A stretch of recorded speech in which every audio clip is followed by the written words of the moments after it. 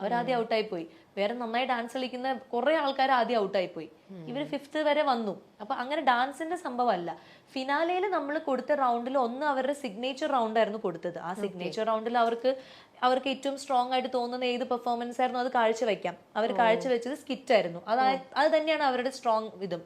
അവർ improvise ചെയ്ത് നന്നായിട്ട് അവർ stage handle ചെയ്യുന്ന അമ്മയും മകളും തന്നെയാണ്.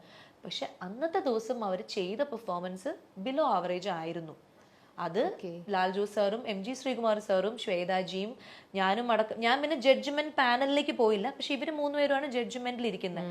അവര് എല്ലാവരും കൊടുത്ത മാർക്ക് അങ്ങനെയായിരുന്നു. 10ൽ ബിലോ ആവറേജ് മാർക്കാണ് അവർക്ക് കൊടുത്തത്. അപ്പൊ നമ്മൾ ഡിസ്കസ് ചെയ്യുമ്പോഴും അവർ പറയുന്നത് അങ്ങനെയാണ്. അതായത് കേട്ടും അടുത്ത കോമഡിയും ടൈമിങ് തെറ്റിപ്പോവുക, മറന്നു പോവുക, ബ്ലബ്ലബ അടിക്കുക, ഇതൊക്കെ അവർ സ്റ്റേജിൽ സംഭവിച്ചു. അത് മനുഷ്യ സഹജമാണ്. നമ്മൾ പറയൂല്ലോ സരസ്വതി വിളങ്ങണം ആ സമയത്ത്. എന്നാലേ നമുക്ക് ഈ വർത്തമാനങ്ങൾ കറക്റ്റ് ആയിട്ട് പറയാൻ പറ്റുള്ളൂ. ഇവര് ലൈവാ ചെയ്തത്. പക്ഷെ ഇവര് ലൈവ് ചെയ്തിട്ട് 10ൽ 10 മാർക്ക് മേടിച്ചിട്ടുണ്ട്.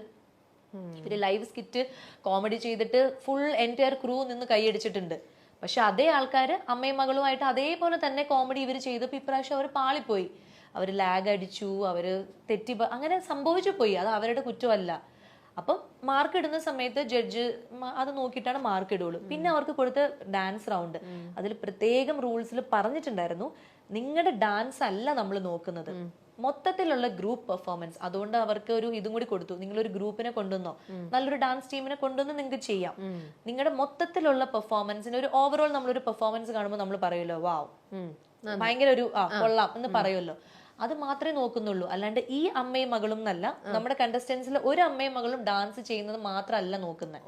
അപ്പം ഇവർ കിട്ടിയ ഗ്രൂപ്പും ഇവരുടെ ആ ഒരു ഇതുണ്ടല്ലോ, നമ്മൾ ഗ്രൂപ്പിന്റെ കൂടെ കളിക്കുമ്പോഴും ആ ഗ്രൂപ്പിന്റെ ഒരു എനർജിയുടെ കൂടെ ഇവർക്ക് മാച്ച് ചെയ്യാൻ പറ്റുന്നില്ല, ഗ്രൂപ്പിന്റെ ടൈമിങ്ങിന്റെ കൂടെ ഇവർക്ക് തെറ്റ് പറ്റുന്നു, അല്ലെങ്കിൽ ഇവരുടെ പെർഫോമൻസ് ഗ്രൂപ്പ് ഡാൻസ് നമ്മളെപ്പോഴും കണ്ടുവരുന്ന ഒരു ഗ്രൂപ്പ് ഡാൻസ് ആയി മാറി എന്നാണ് ജഡ്ജസ് പറഞ്ഞത്.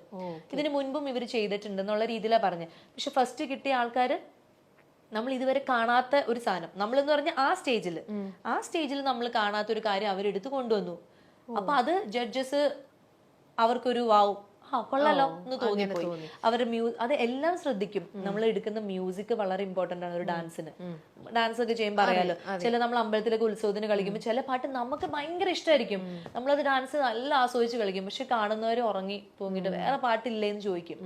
അപ്പൊ നമ്മൾ എടുക്കുന്ന പാട്ട്, നമ്മൾ ആ പാട്ട് എഡിറ്റ് ചെയ്യുന്നതിൽ നമ്മുടെ പ്രോപ്പർട്ടി, നമ്മളുടെ കോസ്റ്റ്യൂം, നമ്മുടെ എക്സ്പ്രഷൻ, നമ്മുടെ ടൈമിങ്, നമ്മുടെ എനർജി, ഒരു 5 മിനിറ്റ് ഡാൻസ് നമ്മൾ കളിക്കുന്നെങ്കിലും ത്രൂ ഔട്ട് ഒരു എനർജി വേണം.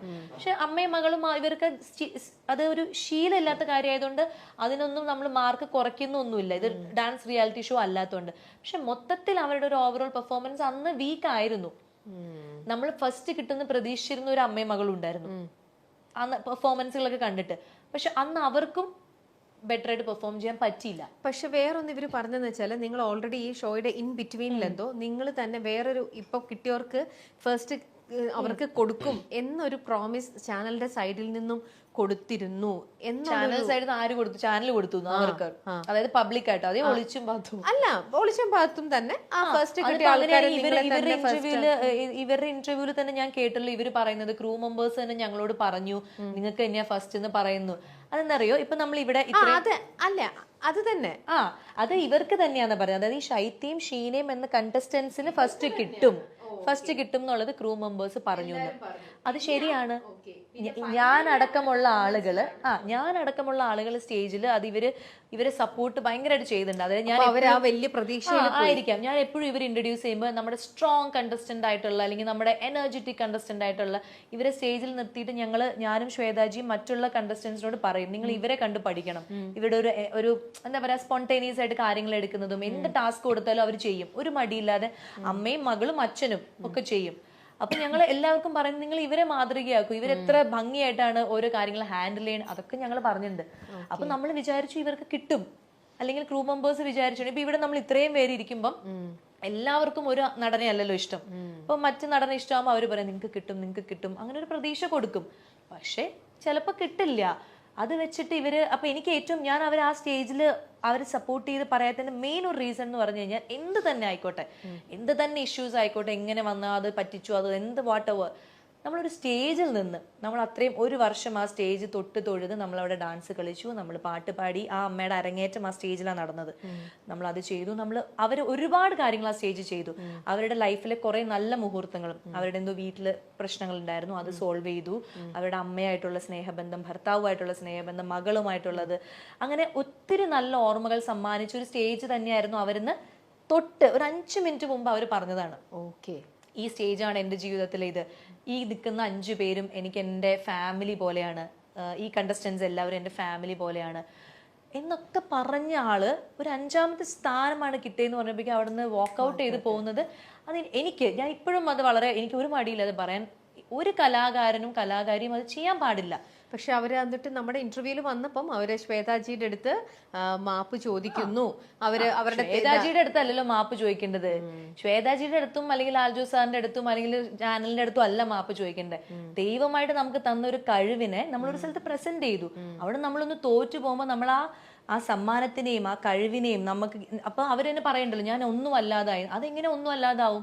നമുക്ക് ഒരു പ്രാവശ്യം ഫസ്റ്റ് കിട്ടില്ല എന്ന് പറയും, നമ്മുടെ ഉള്ളിലെ കഴിവൊന്നും ആരും എടുത്തുകൊണ്ട് പോകില്ല. അത് പോളിഷ് ചെയ്യാനും അത് ഇനിയും വളർത്താനും ഒക്കെ ഉള്ള ഭാഗ്യമുണ്ട്. അവർ ഈ ഏജിലാണ് അവർ ഇതൊക്കെ ചെയ്തത്. അപ്പൊ അവർക്ക് അത്രയും ഭാഗ്യവും ദൈവാനുഗ്രഹവും ഉള്ളതുകൊണ്ടല്ല അവർ അത്രയും ചെയ്തത്. അവർക്ക് അത്ര ആഗ്രഹമായിരുന്നു. മോളെക്കാളും ആഗ്രഹം അമ്മയ്ക്കായിരുന്നു. അപ്പം ഒരു കലാകാരനും കലാകാരിയും അങ്ങനെ ഒരു നമ്മളെ വളർത്തിയ ഒരു സ്റ്റേജ് അല്ലെങ്കിൽ നമ്മൾ കാല് വെച്ച സ്റ്റേജിനെ ഡിസ്റെസ്പെക്ട് ചെയ്ത് പോകുന്നത്, അതുപോലെ കൂടെ നിൽക്കുന്ന ആള്. ഇപ്പം നമുക്ക് തമ്മിലൊരു കോമ്പറ്റീഷൻ ഉണ്ടെങ്കിലും ചേച്ചിക്ക് ഒരു സമ്മാനം കിട്ടുന്നത് അവിടെ നിന്ന് കണ്ട് അഭിനന്ദിക്കാന്ന് പറയുന്നത് ഒരു കലാകാരന്റെ ലക്ഷണമാണ്. അല്ലാണ്ട് മുഖം തിരിച്ച് ആർക്കാണ് സമ്മാനം കിട്ടിയത്, കാരണം അവർ പറയുന്നുണ്ട് എന്റെ അത്രയും അടുത്ത സുഹൃത്താന്ന് പറയുന്നുണ്ട്. അപ്പൊ അവർക്ക് കിട്ടിയോ ഇല്ലയോ, ആർക്കാണ് 1ാം സമ്മാനം, എന്താണ്, ഇതൊന്നും അറിയാൻ നിൽക്കാണ്ട് അവിടെ നിന്ന് ഇറങ്ങി പോകുന്നത് എനിക്കത് ഒരു നല്ല കാര്യമായിട്ട് തോന്നിയിട്ടില്ല. അപ്പൊ ഞാൻ ഉടനെ തന്നെ ഞങ്ങൾക്കൊരു ഗ്രൂപ്പ് ഉണ്ടായിരുന്നു. അപ്പൊ ഞാൻ ആ ഗ്രൂപ്പിൽ പോയിട്ട് പറഞ്ഞു ഇങ്ങനെ, അതായത് അപ്പൊ നമ്മളെയൊക്കെ സ്നേഹിച്ചത് വെറുതെ ആണോ എന്നുള്ളത് എനിക്കൊരു ഡൗട്ട് ഉണ്ട്. ഇത്രയും മോളാണ് എന്റെ ഇതാണ് ഫസ്റ്റ് കിട്ടിയ കുട്ടി, അവര് ഭയങ്കര സ്നേഹമായിരുന്നു. അവരെ ഓരോ കാര്യത്തിന് ഹെൽപ്പ് ചെയ്യൊക്കെ ചെയ്യുമ്പോൾ നമ്മൾ തന്നെ പല പ്രാവശ്യം സ്റ്റേജിൽ പറഞ്ഞിട്ടുണ്ട്, ഷീന ചേച്ചിയുടെ പോലത്തെ ഹെൽപ്പിംഗ് മെന്റാലിറ്റി ഉണ്ടാവുന്നതാണ് ഒരു നല്ല അമ്മയുടെ ക്വാളിറ്റി എന്ന് ശ്വേതാജി 40 വട്ടം പറഞ്ഞിട്ടുണ്ട്.